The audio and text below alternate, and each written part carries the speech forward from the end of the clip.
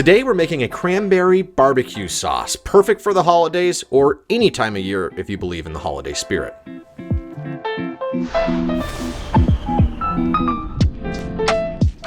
Welcome back, it's Mike C. from HLM BBQ, and today we're making a cranberry barbecue sauce that is going to rock Thanksgiving. Start with cranberries, high fructose corn syrup, and more corn syrup and water, or just buy a can of this jellied cranberry sauce. It's the really gelatinous kind. Try to get it out of the can and slop it out into a bowl and add another half of can, and you'll notice the other half can is kind of mutilated looking. You'll see why in the next video that we dropped. Next, we're going to use 2/3 a cup of ketchup and try to see if you can beat my distance on this ketchup squirt. My parents are so proud of me right now. Next, we're going to add 2/3 a cup of apple cider vinegar to give it that tang, and the goal of this barbecue sauce is to bring out the best of the holiday flavors. Next, we're going to add our personal favorite mustard. This is Sierra Nevada Pale Ale mustard, and seriously, if you can get your hands on this, do it. If you can't, just use good old-fashioned Dijon mustard. Next, we're going to add dark brown sugar. It's about a half a cup. There's a ton of sugar going into this because we want it to taste good, and it's the holidays, so who cares how fat you get. Then we're going to use 1 tablespoon of Razzle Dazzle. This is our flavor from the future, which boasts tons of holiday cheer. Just take a look at the ingredients on our website or buy a bottle if you're feeling the holiday spirit.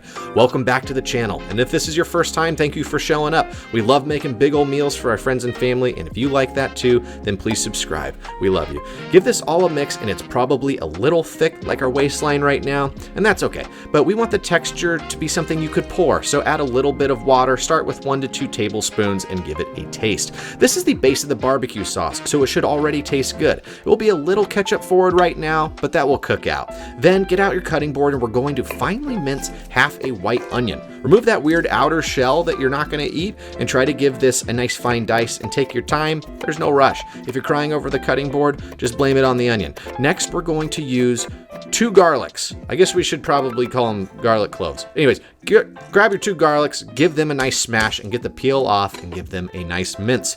And we're going to add all of this to a pot. So go ahead and get a pot hot over medium heat, and add 3 tablespoons of olive oil like I'm pretending to do right now. Once it's very viscous, go ahead and add those white onions. Cook them over medium heat until they become translucent, and then we're going to add the minced garlic.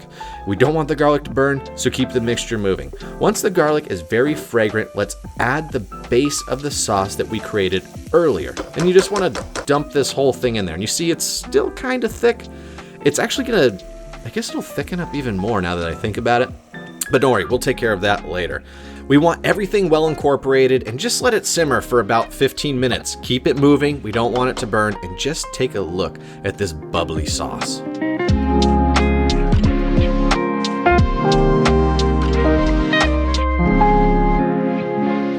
We want it to reduce so that the flavors really blend together, just like the melting pot of family during the holidays, though you'll probably love this sauce more than your weird uncle. As this reduces, keep mixing as we don't want it to burn. Now this next step is completely optional. Go ahead and grab an immersion blender or let this cool and put it in a full-size blender and blend it until smooth. We like a nice smooth barbecue sauce, though there's nothing wrong with keeping it chunky. I'm planning on gaining at least 10 pounds over the next month and a half, so believe us, we're not judging.